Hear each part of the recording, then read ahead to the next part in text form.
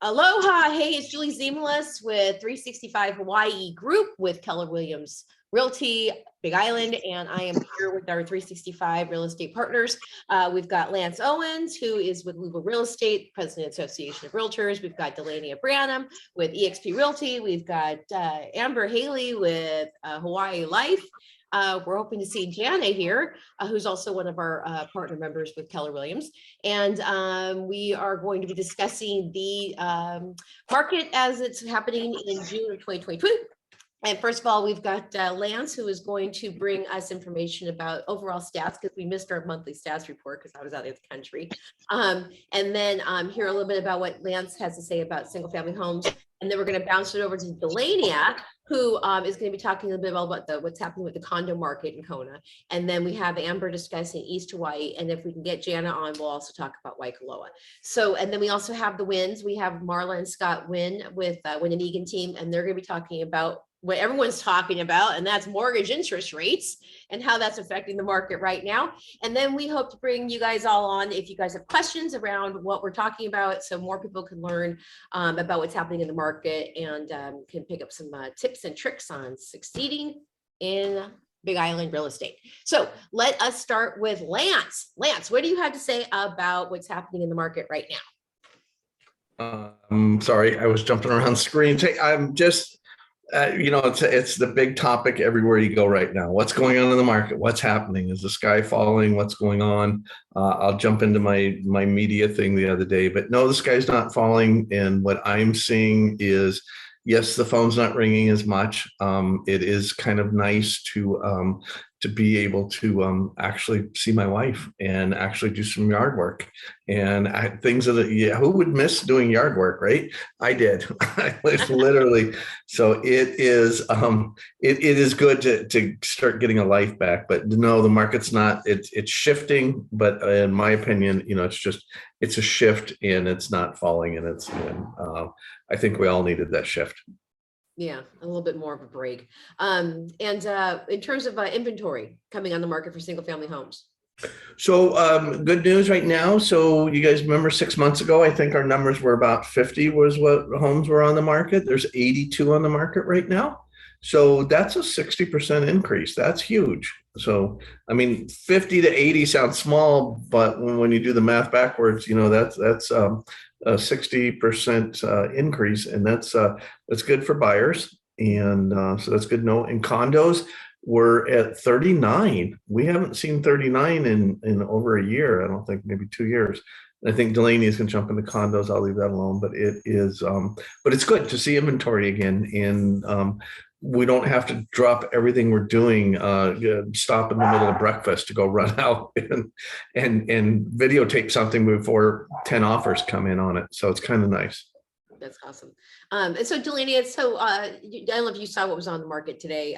Does it seem that inventory for condos is picking up as well as single family homes? Yeah, like Lance said, there's 39. There's actually 41 if you count that there's 2 that came up in preview. So those will be released probably in the next day or so. So a healthier number of condos than we've seen. And kind of the same thing with houses. Like, it's still a crazy market, but the pressure's relieved a little tiny bit. Like, maybe you have a day or two to see it, and stuff's sitting a little bit longer. And also, same with houses, I think we're seeing a lot of price reductions and a lot of stuff coming back on the market. So whether, I don't know if appraisals are not meeting or what's going on, but a lot of stuff kind of bouncing around. So it's feeling a little bit better, but it's still an intense market. Yes. Okay. So we have a little bit more inventory. We have a little bit more time to breathe, but it's definitely not the wall that was hit. I was reading in Forbes when I was in France, and it kind of scared me before I came home that it said that May numbers showed that the market didn't just slow down; it hit a wall.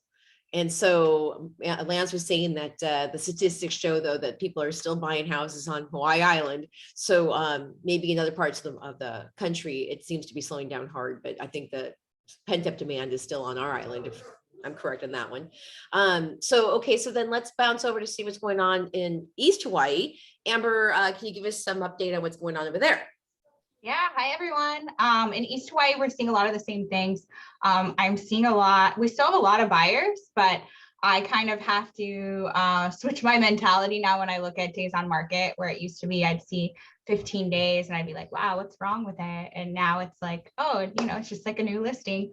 So stuff seems to be sitting a little bit longer. I'm seeing a lot of price reductions.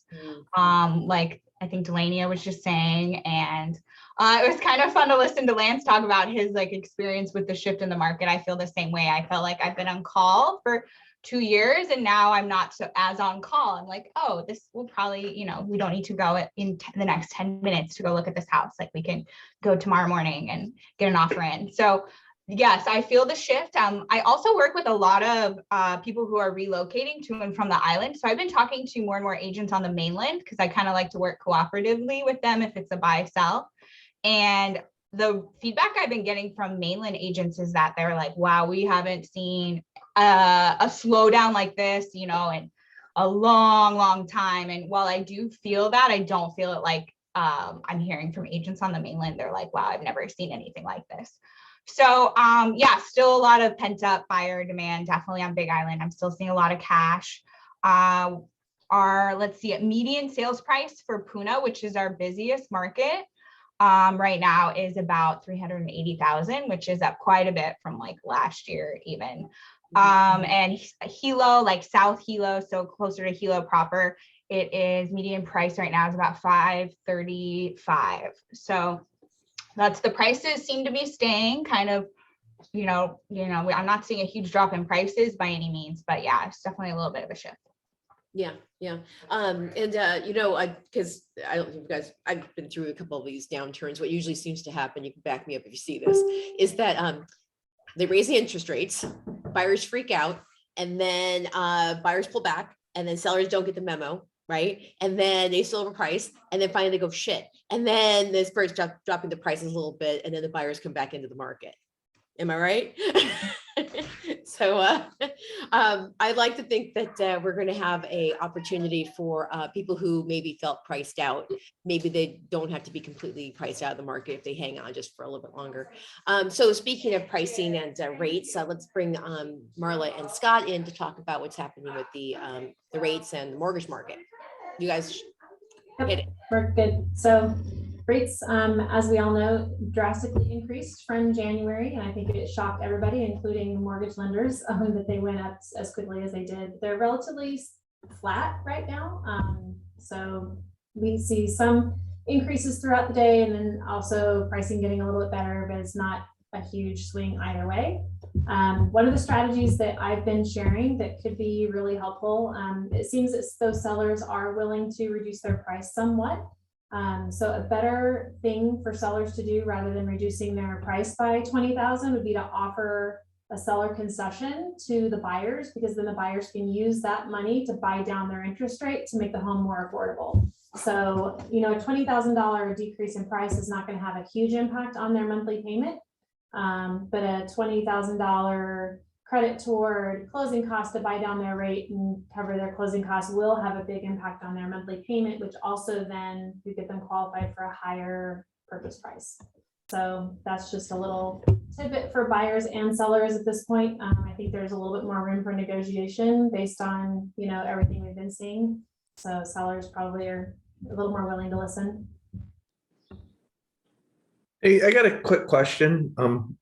Marla, talking about that $20,000 buy down. So let's say on like a $500,000 condo, a standard mortgage on that right now, what would the rate be for a second home for somebody coming in? On a condo, I didn't price that out. Oh, a home, do a home. Then what? So I did kind of look at single family $1 million purchase price, 20% down. And the rate's going to be right around like 6 1/8 probably without paying points. But you could buy that rate down, by a quarter for like 1% of the purchase price. So, $8,000 would get them down. And if there's a point where it doesn't make sense to continue buying down the rate because, lenders don't continue to drop it. So in the same sense, like paying down 2%, so 2% of the loan amount would get them down about 3/8 to 0.5% in rate.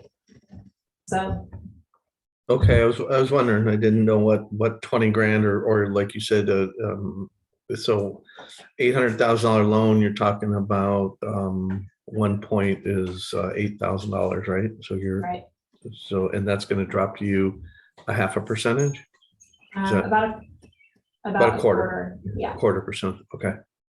Thank you. Yep. You're welcome. And Marla, what, because I was gone, you say that mortgage rates are 6% now? Well, it depends on the day and exactly the scenario and the pricing, everything that goes into that. Obviously, there's credit score, DTI, whether it's an owner-occupied investment property or a second home, you know. So, but yes, they're right around 6%. Wow. And So, did you hear that they said that this isn't the end yet of raising interest rates? That's the Fed talking about increasing Fed interest talking. rates, not necessarily relevant to mortgage rates, although they can have an impact. In my opinion, I think that the mortgage rates have already priced in the fact that they anticipate future increases to the Fed rate. So I don't think we're going to see as drastic of an increase as we've seen in rates over the last couple of months going forward in the future. Another strategy to add on to Marla's idea in terms of reducing the cost when buying a home and financing a home would be to consider adjustable rate mortgages. We haven't considered ARMs in a really long time just because the difference between fixed rate and adjustable rate mortgages just weren't significant enough to make a difference. But they're starting to expand the difference between the rates. And so that could be a potential strategy, especially considering most people hold on to their home somewhere between 5 and 8 years. So you could do, let's say, a 7-year ARM or a 10-year ARM, something like that, where it stays fixed for 7 to 10 years and get a better interest rate than you might be able to get on a 30-year fix. So That's a good one. Just to throw this out at you, have you written anything about that? Is there any, no, maybe I put that out in a blog post to talk about maybe how people can use clever financing strategies to get into the market too. we'll work on something and send it your way if you'd like. That's, you guys gave, that's some great information both of you shared right there to help people. To the peanut gallery that's watching this, do you guys have questions for our real estate and mortgage professionals in terms of what you guys are looking for? I have one question. Okay. All right. I know there's a lot of variables that go into determining what the interest rate would be. That 6% quote that Marla mentioned earlier, was that on a second home or was that in consideration of a primary residence? that was owner occupied, so primary residence. And one of the things that we look at just to see where rates are at and if we're in the market, Freddie Mac does puts out their interest rates once a week, and it's in arrears, so it's a little bit behind the ball if rates have moved. But they published today, the last 7 days, the average was 5.81%, but that was paying 0.8 in fees. So if you guys are curious, like what's happening with rates, you can go to FreddieMac.com and look at that. And you can just Google Freddie Mac rates and find that information. Good stuff. And just remember, it's a week behind.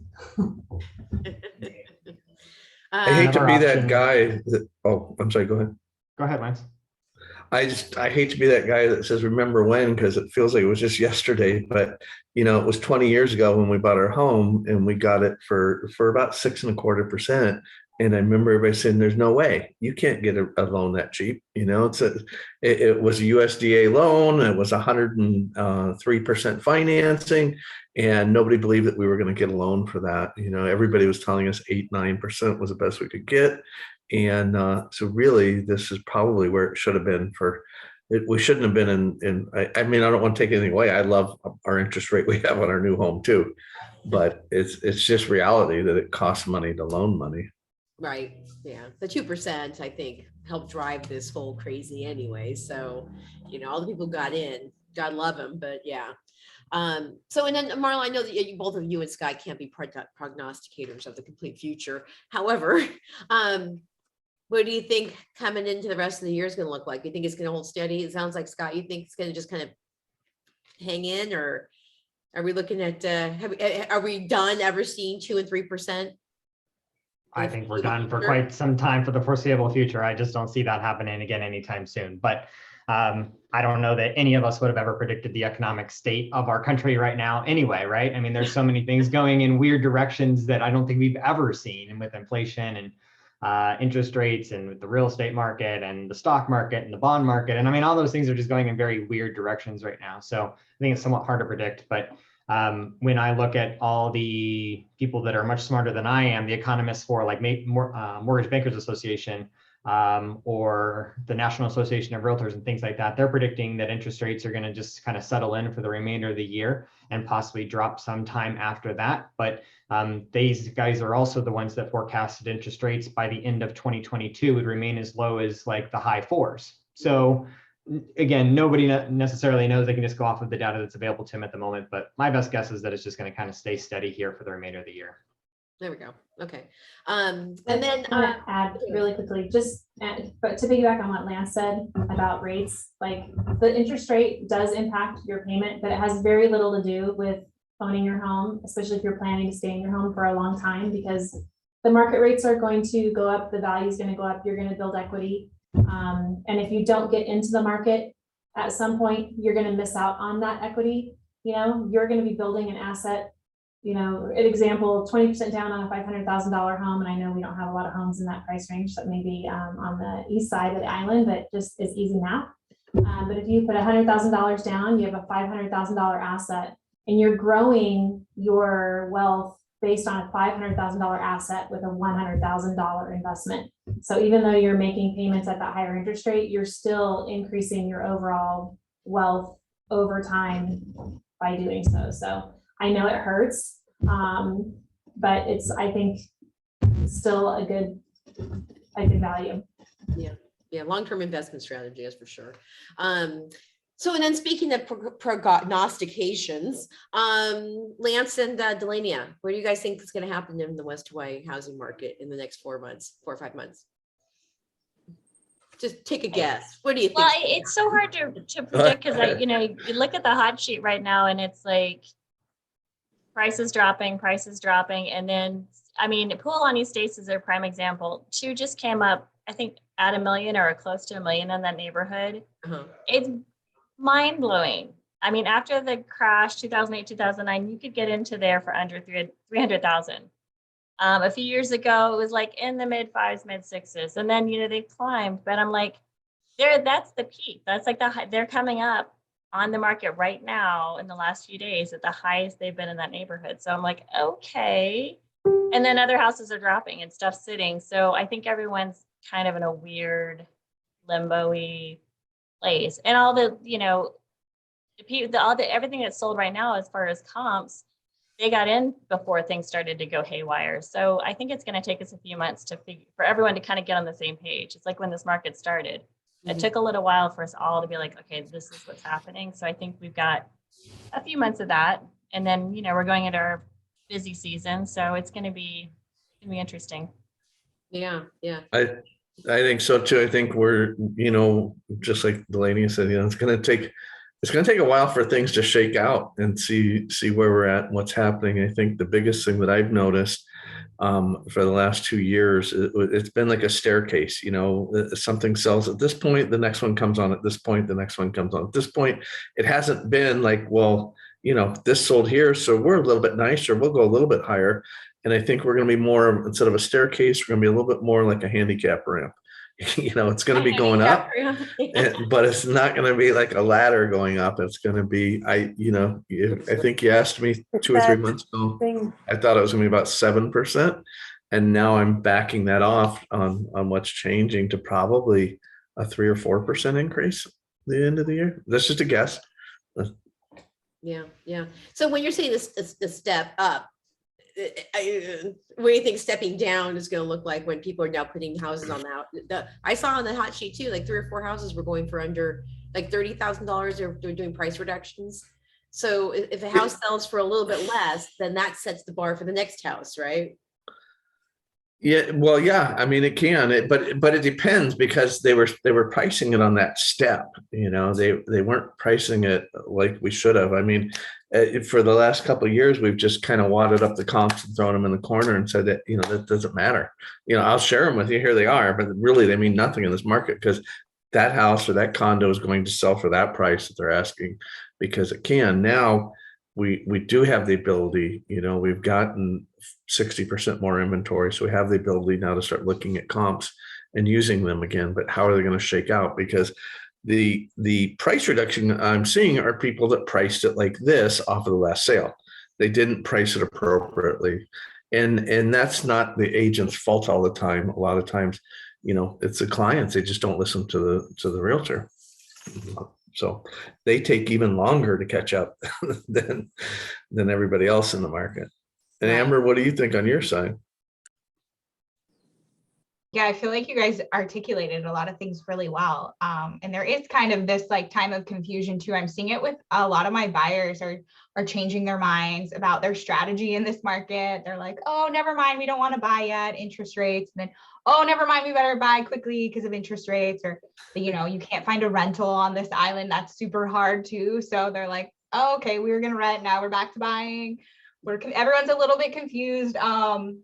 It is interesting to try and make predictions. See, I like how Lance already changed his, so that's why I don't like to make too many.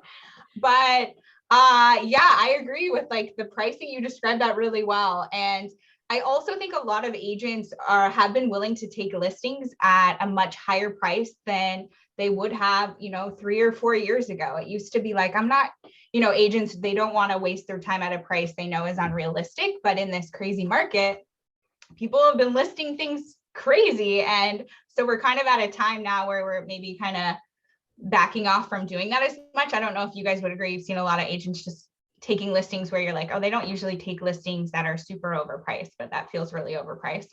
That might kind of start to change. So we'll see. I think one thing that you mentioned just now, Amber, is that it's going to be really important for people that are selling to work with an experienced agent on the island who knows how to price their home, because Lance said it, like they've been putting homes on the market at a higher price than they should have, and that's what's creating the price reductions, which probably is creating some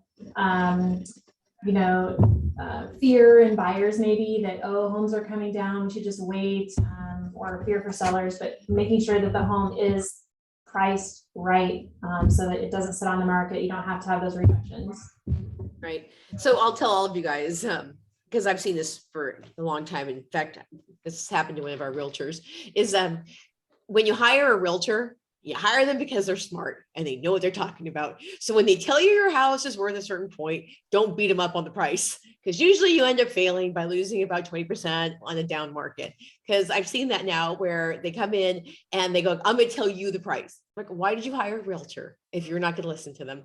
So, it just might want to stick with that. If you have your friends who are selling houses and stuff like that too, is that realtors know how to run comps. So And the comps are working again. Yeah, the comps are working again. Well, and also I think realtors, as Lance helped me on this one, kind of get a feel for the market. They listen to other realtors. They're out there looking at what's happening in the market. They're out looking at homes. They kind of have a good idea of what houses are usually worth. So yeah. In fact, I was out doing tour today. I got a chance to actually go on Caravan, and we looked at 2 houses that were like $930,000, $940,000. And these houses were probably $650,000 2 years ago. People had gone in and renovated the crap out of them and put all the new stuff in. And then you look out the window and you still have a crappy location. So I think that it's interesting that a bunch of people bought back when they were like $700,000-800,000. Now they're listing it for $250,000 more than they bought them for. And I don't know if the price is really matching that unless we have super demand. But it's interesting that, for $900,000 to look into someone else's backyard who's looking right into your house. I don't know, but we'll see how that goes. I'll see how long those 2 houses that we looked at today, Lance, stay on the market. What's interesting to that too, though, is like, you talked about a few years ago, and you're right, that's what they were worth. But what I find really interesting is, back in 2005, I was watching people that had no intention of ever moving into the house, never doing anything with it, but make money on it, and they were flying in on Friday night. They were into it at airplane tickets, some Mai Tais at the bar. Saturday, we showed them some places. Sunday we wrote an offer, Monday they were back at work, and they were getting these 80-20 loans that were, they were terrible loans. They were never going to move into it, and they were buying it for the sole intention of making money on it, where that's not happening this time. So it's the people, every 90% of everybody we sold to, at least on my end, were people that were going to move here. They were not buying it for an investment. They were buying it for a lifestyle change.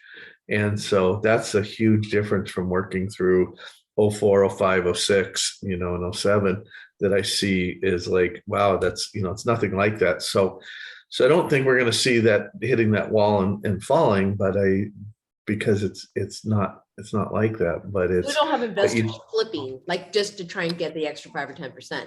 But I mean, are you guys seeing though that there's a variety of what would have been dogs on the market that somebody came in and put a bunch of travertine all over the place on it, and now they're saying it's worth whatever. Yeah, that happens. And I don't know if Delania, did you notice that one that Mike had listed that he was dropping 10, 20, 30, $40,000 a day, every day, boom, boom, boom, because it was that investor. It was one of the people that he came in about like 10 places. Yeah. So that timing, that perception can create reality, which is what gets a little bit scary, because people keep, his homes and places that he sold accounted for several of the price drops this month. Just one of them accounted for 6. Was that the house every day, like looking out over the freeway? Is that there was one down here in Pool on the Estates that was completely renovated. Looked amazing from the inside if you look at the photos, and then you realize if you look at the house, it was right on the highway. Right on the highway. Yeah. So. This was up by Kailua school. Oh, that one. Oh, yeah. Okay. Yeah. And then see location and also the neighborhoods. That's another thing with you guys, if you're sitting here on this call, it's so important to get a feeling for what the whole neighborhood looks like too, and not just the interior photos that make it all look beautiful and perfect, because it's the whole picture of the experience. So that's why it's nice to have realtors that do FaceTimes and walk the neighborhood for you. So I know that we've got a couple of buyers here. I know the Ellenbergers are there. You are. Do you guys have questions about what's happening right now? What's your big concern at this point? All interest rates were certainly a concern, and there can be at least. You dropped out. There you go. Okay. Oh. There you go. Doing it again. Okay. Can you hear me now? Yeah, I can hear you now. About now. Yeah. No, the interest rates have been really interesting. Mm-hmm. But the price drops make almost very little difference. It was interesting. You made a point about seller concessions being able to do something to buy down the interest rate a bit. I haven't thought of that. So, good idea. So. There you go. It's a nice little buyer strategy. And I know the porters are just kind of saying, what's happening now. I see Evie down here. Have you? I know that you were kind of in the market too. Did any questions or thought processes on trying to jump in at this point? No, I had to see your face moving. I guess it's a post picture. Anybody else? No. Okay, because we're keeping this around a half an hour. So if you don't have any questions and any other insights from the group in terms of what's happening out there. Did anybody see the chart that you posted, Julie, on there? I just real quick wanted to run over that because I had the media reach out the other day and question us. And so I real quick just looked back at January 1st to January 19th, to see what's changed and things. And I know the interest rates have gotten a lot higher the last few weeks, but still a 45-day close, they were still pretty high 45 days ago. And, just looking at the numbers. So in January, 57 homes sold by the 19th. In June, 54 sold. In cash in January, 33 of them were cash this year, or this June, there was only 25 of them cash. So interestingly, more people financed. You had conventional loans in January were 19 and they were 25 that closed so far this month. So what I hear on the street is nobody's financing anymore, nothing's happening, they're not doing it. And reality is not what perception is. Reality is 25 to 19 homes actually were financed and closed the last 2.5 weeks. So I think that's important to look at and realize, and it'll be interesting to see in 45 days from, the beginning of this month, when rates went really high. But I think it speaks, the reality, black and white numbers speak a lot for themselves. Right. And like we were talking about, that you guys haven't seen a complete like drop off in the market. I mean, like you guys were saying, that some people on the mainland are saying we're the buyers, and here buyers are still coming, because at the end of the day, people still had goals of moving to Hawaii Island, and I think those goals are still strong in their minds. So, so it'll be interesting to see how the numbers shake out. And speaking of, Lance and I will be doing a market update. Lance, help me on the time here. Let's see. Hope it's not the 4th of July. It's the 7th. So hopefully we can do a market update on July 7th, and you guys can hear about what's happening with the numbers from June. And we'll be seeing how things shake out over the holidays, the holiday weekend and stuff, see if more people are putting the offers in. And we can give you guys kind of like a round out. And I'm hoping that with Miss Amber, that maybe we can start doing a one-on-one East Hawaii update. So you can have one by yourself too. So that way the people who are still looking at East Hawaii will get those monthly update numbers as well.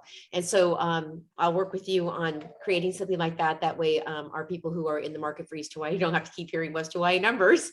And so that way it's a little more fair. And then we are also, hopefully, this is one of the things that we're going to do. Lance and I talked about this, is on these different kinds of opportunities like this, we are going to try and get the audio together and do a podcast.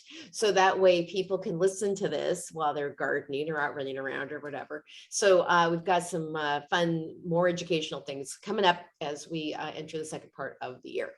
So if anyone doesn't have anything else to add, we will close this up. And we'll say thank you to all of our wonderful panelists and realtors and mortgage professionals. And we will see you guys later. And keep an eye on the group on 365. If you're not there, if you watch this later on YouTube and you want to be part of this open discussion, please join the 365 Ohana, and you can see that at movetohawaii365.com. And with that, we will say aloha, and we'll see you guys next time. Aloha. Thanks, guys. Great to see everybody. Bye.